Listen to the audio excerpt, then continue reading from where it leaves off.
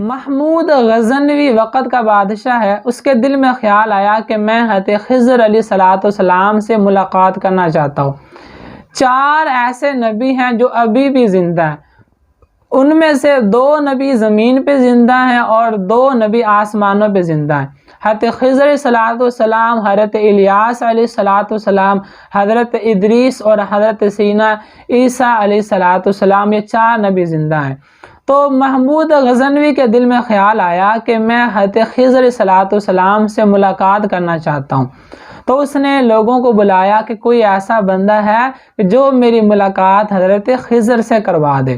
لوگوں میں سے غریب آدمی، بوڑھا شخص کھڑا ہوا، اس نے کہا کہ حضور آپ مجھے 6 مہینے کا ٹائم دے دیں، میں وظیفہ کروں گا، ذکر و اذکار کروں گا اور 6 مہینے کے بعد آپ کی ملاقات حضرت خضر سے کروا دوں گا، لیکن شرط یہ ہے کہ ان 6 مہینوں کے اندر میرے گھر کا کھانا پینے کا نظام سب آپ نے چلانا ہے۔ محمود غزنوی نے یہ کہہ دیا ٹھیک ہے کہ میں تمہارے گھر کا نظام بھی چلاؤں گا اور تم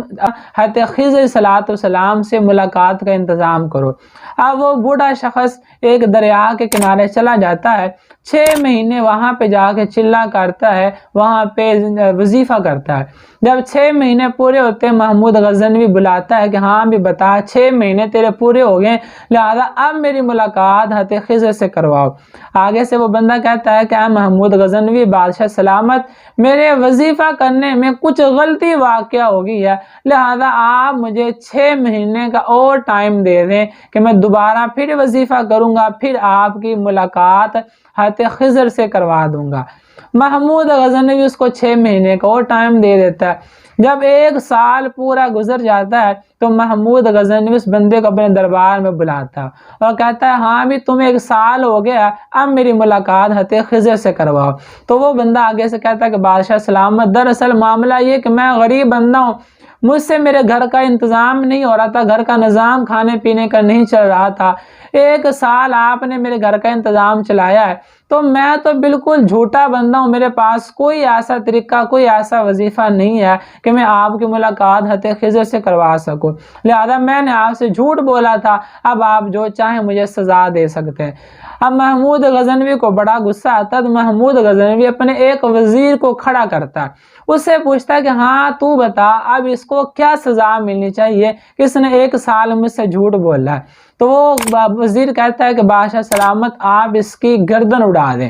اس نے آپ سے 1 سال آپ سے جھوٹ بولا ہے، لہذا اس کی آپ گردن اڑا دیں۔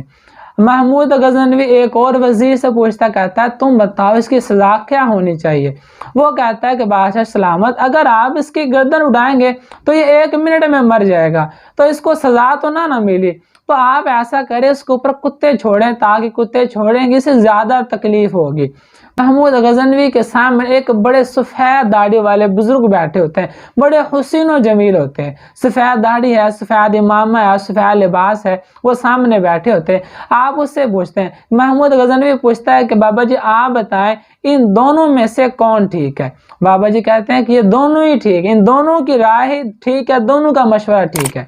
محمود غزنوی کے دربار میں ایاز بڑا قریبی غلام، بڑا قریبی خدمت گزار بیٹھا ہوتا ہے۔ محمود غزنوی ایاز سے پوچھتا ہے کہ ایاز تم بتاؤ اس بندے کو کیا سزا ملنی چاہیے؟ ایاز کہتا ہے کہ بادشاہ سلامت، اس بندے نے 1 سال آپ سے جھوٹ بولا اور 1 سال آپ نے اس گھر کا انتظام چلایا، گھر میں بچوں کو کھانا پینا کھلایا، لیکن اس کے جھوٹ بولنے سے یا اس کے بیوی بچوں کو رزق کھلانے سے آپ کی عزت میں یا آپ کے خزانے میں کوئی فرق نہیں پڑا، آپ کو کوئی تکلیف نہیں ہوئی، کوئی عزت میں فرق نہیں پڑا، لہذا آپ اسے معاف فرما دیں تو کوئی حرج نہیں، آپ اسے معاف فرما دیں۔ محمود غزنوی دوبارہ پھر اس بابا جی سے پوچھتے ہیں کہ بابا جی آپ بتائیں ان تینوں میں سے کس کی رائے ٹھیک ہے؟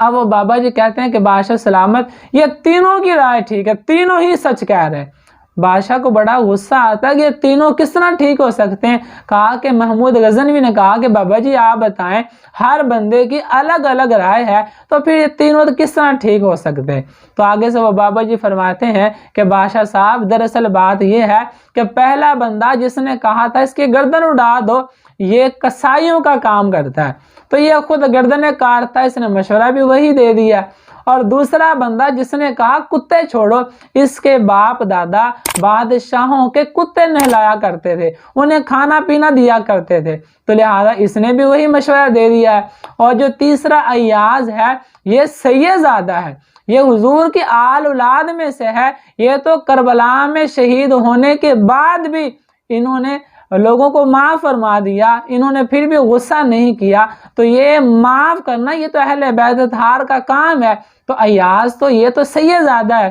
محمود غزنوی کہتا ہے کہ ایاز تو ایک آل رسول ہے، سید زادہ تو نے آج تک مجھے بتایا نہیں ہے۔ ایاز کہتا ہے کہ بادشاہ سلامت اس بابے نے، اس سفید داڑھی والے نے آج میرا راز کھولا ہے، تو آج میں اس کا راز کھولتا ہوں کہ جس بابا جی سے آپ بات کر رہے ہیں جو میرا راز کھول رہا ہے یہی حضرت خضر علیہ السلام ہیں جن سے آپ ملاقات کرنا چاہتے ہیں۔